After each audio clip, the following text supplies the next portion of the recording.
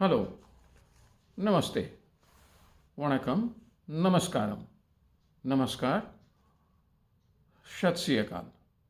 केम छो? अपने जियो politics channel पर आपके साथ जियो पॉलिटिक्स टुडे एंड टुमारो। मैं अजय कुमार झा, डॉक्टर अजय कुमार झा। आज का मेरा विषय पाकिस्तान होना है। वजह है, आपको भी पता है कि आज पाकिस्तान हमारे लिए ज़्यादा इम्पोर्टेंट क्यों है। अभी वहाँ चुनाव हुए हैं और ये 8 तारीख को चुनाव के रिजल्ट्स अभी आ ही रहे हैं। उस पर तो हम बात करेंगे और उसके बाद हम इस विषय पर बात करेंगे कि जो भी प्रधानमंत्री अभी आएगा चुन करके, उसके बाद भारत के साथ जो उनके रिलेशंस होंगे वो किस तरह के हो सकते हैं, हम इस पर विचार करेंगे और उसके इम्पैक्ट जियोपॉलिटिक्स पर हमारे रीजन में और हमारे रीजन से बाहर क्या पड़ सकते हैं उस पर भी हम बात करेंगे। परंतु सबसे पहले हम वहाँ के चुनाव के विषय में बात कर लेते हैं। हमें पता है, पहले तो पाकिस्तान के विषय में आपको पता ही है कि पाकिस्तान वैसे तो हमसे छोटा देश है, परंतु इतना भी छोटा नहीं है कि उसे छोटा माना जाए। काफ़ी बड़ा देश है, करीब करीब 9 लाख स्क्वायर किलोमीटर का उसका ज्योग्राफिकल रेंज है। 9 लाख पूरा नहीं है, 9 लाख स्क्वायर किलोमीटर उससे थोड़ा कम है, लेकिन आप राउंड फिगर में उसे आप उतना ही मान करके चलिए। तो ये कोई मामूली साइज होता नहीं है। और यह तब है जबकि अब उनका जो एक धड़ा है अब उनके साथ है नहीं। ईस्ट पाकिस्तान जो था अब बांग्लादेश है। तो खैर, और जहाँ तक उनकी इकोनॉमी का सवाल है वो तो खस्ता हाल में, ये तो हमें और आपको पता है। तो ये अपनी जगह पर है। बाहर के देशों से जो कुछ भी उसे मिल जाता है, पैसा वैसा, उससे उसका काम चलता रहता है, यह भी हम जानते हैं। अभी तो इसका इसका जो माली हालत है बड़ा ही खस्ता है। वो आईएमएफ से अभी अभी इसने जो लोन लिया है, $3 बिलियन का लोन लिया है। उनके लिए बड़ी राशि है, हमारे लिए तो कुछ भी नहीं है, अपने भारत के लिए। ऑफ कोर्स हम तो $10 बिलियन से ज़्यादा सिर्फ कश्मीर पर खर्च करते हैं और बाकी राज्यों की तो बात ही छोड़ दीजिए। तो खैर, वो इशू नहीं है। इशू ये है कि अब वहाँ जो इलेक्शन हो रहा है उसके जो बैकग्राउंड है उस पर मैं थोड़ा आपसे चर्चा कर लूँ कि समझने के लिए जिन्हें ठीक से पता नहीं हो वो ये जान लेना ज़रूरी है कि वहाँ ये कौन सा चुनाव हो रहा है। वहाँ भी एक तरह से वो लोकसभा का चुनाव है। लोकसभा उसे वो नहीं कहते, उसे वो नेशनल असेंबली कहते हैं ऑब्वियसली। वो हमारी तरह सारी बातें हमारी तरह करते नहीं हैं। वो उनका नाम कुछ और है। वो नेशनल असेंबली जो डायरेक्टली जनता के द्वारा जो लोग चुने जाते हैं और जब वहाँ सरकार का गठन होता है तो उस हाउस को वो लोग नेशनल असेंबली कहते हैं। और जिसे हम राज्यसभा कहते हैं उसे वो सीनेट कहते हैं। वो राज्यसभा नहीं कह सकते थे, उन्हें वेस्टर्न चीज़ें ज़्यादा पसंद हैं, वो सीनेट कहते हैं। ठीक है, हमें क्या प्रॉब्लम है। जहाँ तक वहाँ की आबादी का सवाल है, आबादी अच्छी खासी है, हमसे तो काफ़ी कम है। करीब करीब आप मान करके चलिए कि 27 करोड़ की उनकी आबादी है। और 27 करोड़, 27 नहीं, करीब करीब सॉरी 23-24 करोड़ की, 24 करोड़ की आबादी से थोड़ी कम उनकी आबादी है। और जहाँ तक उनका वोटर्स है वो उसकी संख्या कोई कम नहीं है, बहुत ज़्यादा, आधा आप मान करके चलिए। चूँकि वहाँ भी जो अगर हम लोग काफ़ी शोर मचाते हैं कि हमारा यूथ पॉपुलेशन है, हम यंग लोगों के देश हैं, तो पाकिस्तान भी कोई कम नहीं है। वह भी अगर 18 से 35% 35 के एज के लोगों को देख लें तो करीब करीब 44 का ही एज का मीडियम निकल करके उनका भी आता है। वो सब तो दुरुस्त है, उसमें कोई कमी नहीं है, वह ठीक है, वह भी एक यंग पॉपुलेशन वाला देश है। अब ये बात अलग है कि वहाँ काफ़ी टेररिस्ट ऑर्गेनाइजेशंस हैं, नंबर ऑफ टेररिस्ट ऑर्गेनाइजेशंस, टेररिस्टों का तो खान है वो देश। और उसे आर्मी वहाँ का सपोर्ट करती है, यह भी एक इंटरेस्टिंग बात है। वो एक अजीब तरह का डेमोक्रेसी है वहाँ का। मतलब वैसे तो दुनिया भर में अलग अलग तरह की डेमोक्रेसी है। अमेरिका का डेमोक्रेसी आप देखते ही हैं, कितना शोर शराबा होता है, किस तरीके से वहाँ लोग प्रेसिडेंट बन जाते हैं, यह तो हम और आप देख ही रहे हैं। लगातार इलेक्शन चलता रहता है, कोई एक पर्टिकुलर डे में इलेक्शन होता नहीं है। अलग अलग राज्यों में अलग अलग तरीके से इलेक्शंस होते हैं। कहीं वो महीने भर से चलता होता है, कहीं वो 10 दिनों तक चलता है। अलग अलग राज्यों में अलग अलग वोटिंग होती हैं। वोटिंग होने के बाद उसके रिजल्ट्स अलग अलग तरीके से राज्य अपना वो करते हैं। वो भारत की तरह वहाँ कोई एक नेशनल लेवल पर कोई इलेक्शन कमीशन नहीं है।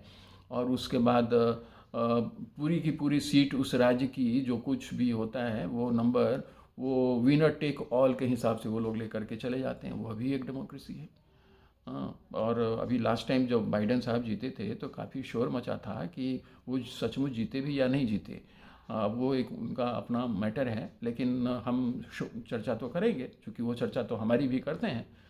तो एक वो भी डेमोक्रेसी है। एक डेमोक्रेसी इंग्लैंड की भी है, फर्स्ट पास द पोस्ट, वहाँ का भी सिस्टम है। एक डेमोक्रेसी हमारी है। हमारे यहाँ बजाबता साफ काफ़ी कुछ रेगुलेटेड होता है, सब कुछ होता है। कई जगह पेपर बैलेट होता है, हमारे यहाँ ईवीएम से होता है। हम लोग साइंटिफिकली आज बहुत लंबे समय से काफ़ी दुरुस्त चल रहे हैं, तो वो सब भी है। तो कहने का अर्थ ये है कि पाकिस्तान भी एक तरह की अलग जो डेमोक्रेसी है। इलेक्शंस होते हैं नेशनल असेंबली के लिए, लेकिन आर्मी का रोल बड़ा ज़बरदस्त होता है। आर्मी का जो भी हेड होता है वो सच पूछिए तो पूरी वहाँ के डेमोक्रेसी और वहाँ के हेड ऑफ द स्टेट को, हेड ऑफ द गवर्नमेंट को वो कंट्रोल करता है। अब ये कोई आज से नहीं है, ये पहले से ही चल रहा है। एक इंटरेस्टिंग बात ये है कि अब तक वहाँ पर 30 से अधिक प्रधानमंत्री हो चुके हैं इतने ही समय में। क्योंकि कोई भी प्रधानमंत्री अपना टर्म वहाँ पूरा ही नहीं कर पाता है। आर्मी को जब तक कोई भी प्रधानमंत्री पसंद होता है तब तक तो वो वहाँ का प्रधानमंत्री बना रहता है, और उसके बाद चीज़ें बिगड़ जाती हैं तो उसे हटना पड़ता है। अभी इमरान खान के साथ भी ऐसा ही हुआ। तो ये सब चीज़ें हैं। अब उसमें ऐसा माना जाता है कि जो भी चुनाव होता है वहाँ, उसमें काफ़ी कुछ दखलंदाजी होती है आर्मी की, और उस वजह से फेयर इलेक्शन को लेकर के बराबर वहाँ उंगलियाँ उठती रही हैं। इस बार भी उठ रही हैं। अब इस बार भी सबसे इंटरेस्टिंग बात ये हुई है कि अभी अगर आप देखिए, मैं पहले आपको ये बता दूं कि मेजर 3 पार्टियां वहाँ अभी चुनाव में हैं। वैसे तो 44 पार्टियां हैं कुल, और वैसे अगर आप उसे भी बढ़ा दें, चूँकि अभी जब वहाँ चुनाव हो रहे हैं तो सिर्फ फेडरल या यूनियन या जो भी वहाँ का हेड है स्टेट का गवर्नमेंट का जो हेड है उसी का चुनाव नहीं हो रहा है, असेंबलीज़ का भी चुनाव साथ साथ वहाँ हो रहा है। तो अगर आप सभी पॉलिटिकल पार्टियों को देख लें तो करीब करीब वो 167 के आसपास रजिस्टर्ड पॉलिटिकल पार्टियां हैं। लेकिन उसमें अगर आप थोड़ा कम करिए तो 40-44 करीब वो भी हैं जो जिनकी थोड़ी पकड़ है। लेकिन मेजर तौर पर वहाँ जो मुख्य अभी जो चुनाव हो रहा है उसमें इमरान खान की पार्टी तो अभी, चलिए इमरान खान की पार्टी की बाद में मैं बात चर्चा करता हूँ। सबसे पहले नवाज शरीफ जी की पार्टी है पाकिस्तान मुस्लिम लीग, एन मतलब नवाज साहब हैं उसमें, तो इसलिए एन भी लग गया है।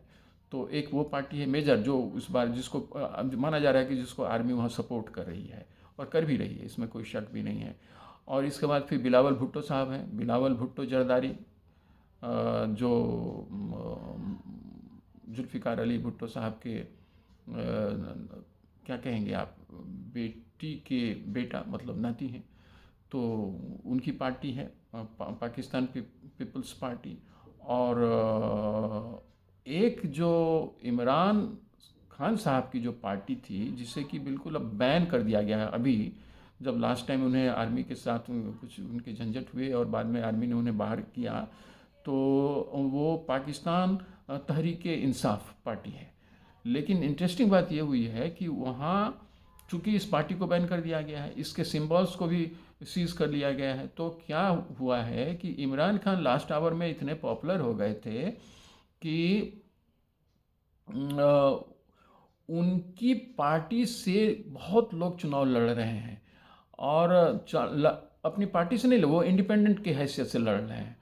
और सबसे इंटरेस्टिंग बात ये हुई कि अब तक जो रिजल्ट आए हैं उनमें उनकी संख्या सबसे ज़्यादा हो गई। यह भी एक कमाल की बात है। हम लोग तो अपने ऐसा सोच नहीं सकते कि इंडिपेंडेंट की संख्या किसी पॉलिटिकल पार्टी से ही ज़्यादा हो जाए। 100 वो लोग टच कर रहे हैं। 100 वैसे तो आप देखिए तो 266 हैं सीट हैं जिस पर कि चुनाव हुए हैं। उसमें से आपको 50% के लिए आपको 134 चाहिए। वैसे टोटल संख्या अगर आप देखें सीटों का तो 342 वैसे लोग कहते हैं, लेकिन 336 ही है। और लेकिन जो मेजोरिटी का डिसीजन होना है वो 266 पर होना है, क्योंकि 266 पर चुनाव होने हैं। बाकी जो नंबर्स हैं वो या तो महिलाओं के लिए या गैर मुस्लिमों के लिए रिजर्व हैं। गैर मुस्लिमों के लिए तो बहुत ही कम है, 10 सीट हैं, लेकिन बाकी महिलाओं के लिए हैं, करीब 60 से उनके लिए हो जाता है। और वो परसेंटेज के हिसाब से जिन पार्टियों को जितना परसेंटेज ऑफ वोट्स आता है उसी हिसाब से वो अपने अपने दल से उतनी महिलाओं को वो वहाँ अपना रिप्रेजेंटेटिव के तौर पर वहाँ चुन लेते हैं, वो नॉमिनेट कर लेते हैं और वो दाखिल होती हैं नेशनल असेंबली में। परंतु मेजॉरिटी डिसीजन जितने जगहों पर सीट लड़े जाते हैं उस पर होता है। उसमें 134 होने हैं। और उसमें इंटरेस्टिंग वाकया अभी ये हो रहा है कि नवाज़ शरीफ साहब को वहाँ की सेना चाहती तो थी, उन्हें वापस अभी इंग्लैंड से वो 4 साल के बाद लौटे हैं। चूँकि पिछली बार जब वो यहाँ से हटाए गए तो वो उन्होंने सेल्फ अपना आप निर्वासन ले लिया था, वो सेल्फ अपने को उन्होंने बाहर कर लिया था, वो इंग्लैंड में रहने लगे थे, सेल्फ एग्जाइल जिसको आप कह सकते हैं। लेकिन जब वो लौट करके आए हैं आर्मी के सपोर्ट से, उन पर जितने केसेस लदे हुए थे वो सब उनसे वापस हटा लिए गए हैं और वो चुनाव में हैं। लेकिन उनके सीटों की संख्या अगर दो मेजर अगर पॉलिटिकल पार्टी अगर कोई है जिसमें एक बिलावल साहब की पार्टी है और एक खुद नवाज शरीफ साहब की पार्टी है, इमरान खान साहब की पार्टी को तो वैसे ही बैन कर दिया गया है, लेकिन उसके कैंडिडेट्स सबसे ज़्यादा संख्या में जीत करके आ रहे हैं। अभी तक जितने टोटल रिजल्ट्स आए हैं, अभी कुछ और रिजल्ट्स आने बाकी हैं। अब वैसे में नवाज शरीफ साहब का कहना है कि ठीक है, हमें पूरी मेजॉरिटी नहीं मिली तो बिलावल भुट्टो साहब हमारे साथ आ जाए। बिलावल भुट्टो साहब तो इमरान खान साहब के साथ भी थे, लेकिन अब वो ठीक है, चूँकि जब संयुक्त सरकार बनना है तो ऐसा ही होता है, ऐसा ही सभी जगह होता है, हमारे यहाँ भी हुआ है, वहाँ भी होने की संभावना मुझे दिख रही है। लेकिन अब इसमें कौन प्रधानमंत्री बनेगा? बिलावल भुट्टो की पार्टी भले ही दूसरे नंबर पर हो, अगर हम जो इंडिपेंडेंट कैंडिडेट को पार्टी के तौर पर तो नहीं ले सकते हैं, इसलिए उनकी चर्चा नहीं करेंगे। पार्टियों के तौर पर तो दो ही पार्टियां हैं जो मेजर अभी, वैसे छोटी मोटी पार्टियां हैं जो दो एक सीट ले करके आए, वो अभी उठती हुई दिख रही हैं, लेकिन उसका कोई वजूद नहीं है। वैसे में बिलावल भुट्टो की जो अब देखने का नज़रिया है वो प्रधानमंत्री पद तक देखने में लगे हुए हैं। अब वो चाहते हैं कि वो बने। अब इसमें देखते हैं कि होता क्या है। अल्टीमेटली नवाज शरीफ साहब ही बनते हैं या फिर आर्मी बैकअप कहीं बिलावल भुट्टो साहब को तो नहीं कर देती है। अब इस पर भी डिपेंड करता है। इसके अलावे जो लोग इंडिपेंडेंट कैंडिडेट के रूप में इमरान खान की पार्टी की तरफ से आए हैं, उसमें से कितने लोग इन दोनों पार्टियों में किसमें शरीक हो जाते हैं, यह भी तो एक बात होगी। पता नहीं उनका सपोर्ट किधर जाएगा, क्योंकि नवाज शरीफ साहब ने खुला ऑफर दे दिया है कि आप आइए और कोलिजन में मिला करके हम सरकार बनाते हैं, सरकार चलाएंगे। अब ये स्थिति वहाँ की अभी स्थिति तो ऐसी ही लग रही है। अब उसकी अपनी समस्याएं हैं। मैंने अभी आपको बताया कि वहाँ बहुत सारे इनर कंट्राडिक्शंस है, फाइनेंशियल क्राइसिस ज़बरदस्त है, टेररिस्ट ग्रुप्स की तो संख्या बेइंतहा है। अभी आपको मैंने बताया भी कि 100 से ज़्यादा टेररिस्ट ग्रुप्स वहाँ ऑपरेट करते हैं। उनका आर्मी के साथ एक अच्छा रिलेशनशिप है। आर्मी माना जाता है कि उन्हें बैकअप भी करती हैं और ये भी आर्मी से सपोर्ट लेती हैं। ये एक स्थिति है। इंटरनल महंगाई अपने चरम पर है। अभी आपको मैंने बताया ही कि IMF से वो लोन $3 बिलियन तो अभी उन्होंने लिया हुआ है, लेकिन और भी दुनिया भर के देशों से वो देशों से वो लोन सब ले करके चलते रहते हैं। चाइना से उन्होंने बहुत सारा लोन लिया हुआ है, सऊदी अरब से लिया हुआ है, UAE से लिया, बहुत सारे कंट्रीज से लोन ले करके वो चल रहे हैं। ठीक है, कभी कभी ऐसा हो जाता है, हम मान भी लेते हैं कि चलो उनकी स्थिति है। कभी किसी देश के साथ, अभी श्रीलंका के साथ ही ऐसा कुछ हो गया था। ये सब चलता रहता है। चलिए, फिर भी तो वो है। अब अच्छा, और जहाँ तक जो इंटरनेशनल अगर फ्रंटियर्स की बात करें तो इस पाकिस्तान के फ्रंटियर करीब करीब सभी रीजनल यहाँ के जितने मेजर कंट्रीज़ हैं उनके साथ टकराते हैं। भारत के साथ तो हैं ही हैं, वो ईरान के साथ भी पश्चिम में, वो ईरान के साथ हैं, पश्चिम के ही थोड़ा उत्तर वाले भाग में वो अफ़गानिस्तान से भी टकराते हैं, वो उधर चाइना से भी टकराते हैं।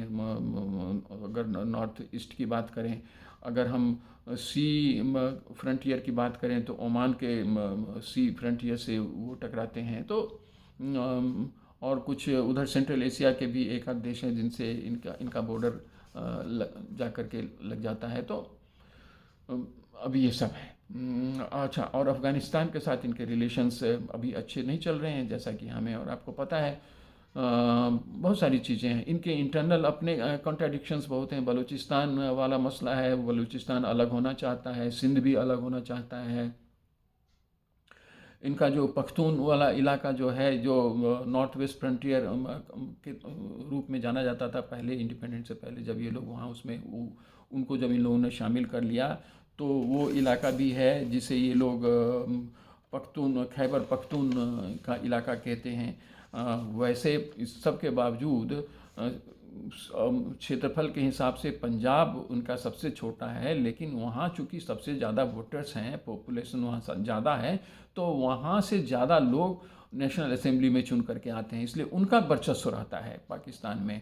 भले ही बलूचिस्तान उनका सबसे बड़ा स्टेट हो और सेकंड में सिंध हो, इनका इनका साइज़ तो छोटा है पंजाब का, लेकिन वहाँ पंजाब के लोगों का काफ़ी कंट्रोल होता है, चूँकि उनके नंबर ऑफ़ सीट्स ज़्यादा हैं। ठीक उसी तरह से जैसे हमारे यहाँ जब 370 नहीं हटा था, तो घाटी में वहाँ तो कुछ और भी अजीब बात थी। घाटी में नंबर लोगों के कम थे, फिर भी वहाँ सीट ज़्यादा लोगों को थे। लेकिन अब ये सब चीज़ें तो हमारे यहाँ हट गया, तो थैंक्स टू मोदी जी, जो 370 हटा, तो वहाँ अब जो अगले चुनाव होंगे तो उसमें इस तरह की चीज़ें वहाँ नहीं दिखेंगी। लेकिन मैं अभी पाकिस्तान की बात कर रहा हूँ, तो वहाँ इस बात को आपको कहना चाह रहा हूँ।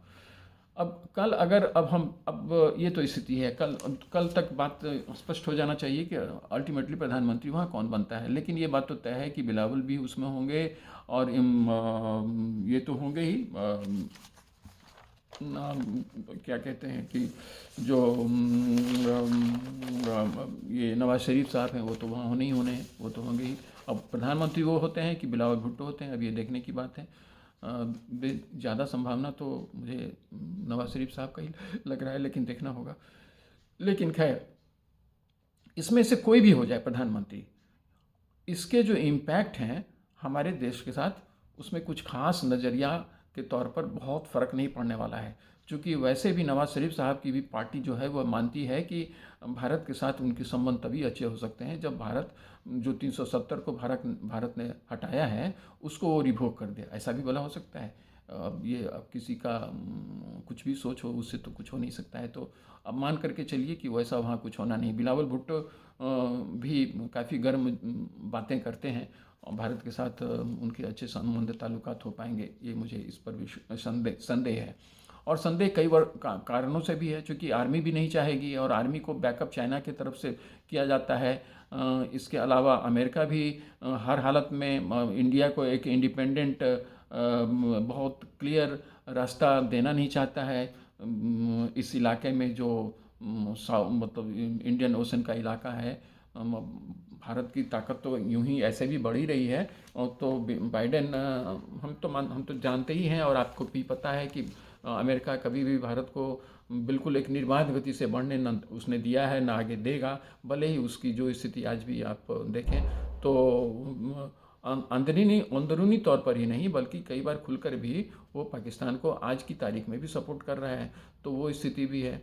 और चूँकि चाइना और यूएस रसिया के रिलेशंस काफ़ी अच्छे हैं, इसलिए रसिया भी बाय एंड लार्ज अब चाइना पाकिस्तान के साथ उस तरह से उसके संबंध नहीं हैं ये कोल्ड जो पहले रहा करते थे। तो अब वो भी पाकिस्तान को ले दे करके साथ साथ चल ही रहा है।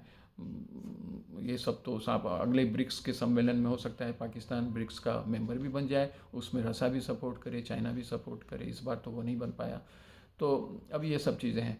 तो मुझे लगता है कि इन सब चीज़ों को देखते हुए आने वाले जो समय हैं उसमें भारत को सचेत रहने की आवश्यकता है, क्योंकि अगर वहाँ के इंटरनल डोमेस्टिक स्थिति ज़्यादा गड़बड़ होती जाएगी तो आर्मी इस बात का कोई, हालांकि वहाँ की अब फाइनेंशियल स्थिति वैसी अच्छी है नहीं कि वो हमारे ऊपर किसी तरह का कोई अटैक करने का प्लान भी करे। हालांकि उन सब चीज़ों से अब हमारे लिए वो काफ़ी दूर की बात हो गई है। जब वो पहले हमें परास्त नहीं कर पाया तो आगे क्या करा पाएगा। यह बात अलग है कि हम फील्ड में तो नहीं हारते हैं, लेकिन जब नेगोशिएशन टेबल जब भी हुआ है वहाँ हम हारे हैं।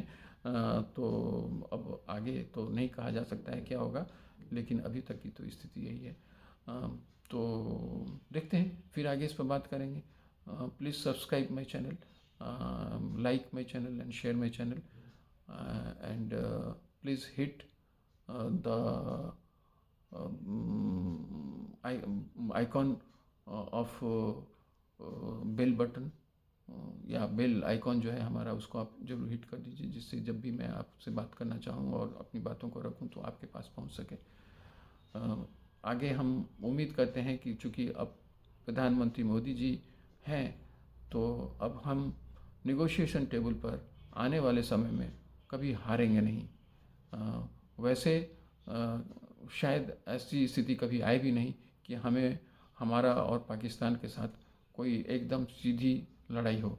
वो समय बीत चुका है। ये प्रधानमंत्री हैं मोदी जी ने पहले ही आगाह कर दिया है दुनिया के देशों को, और हम भी उसके लिए सचेत रहेंगे, परंतु निर्भर इस बात पर करता है कि पाकिस्तान आगे क्या करता है।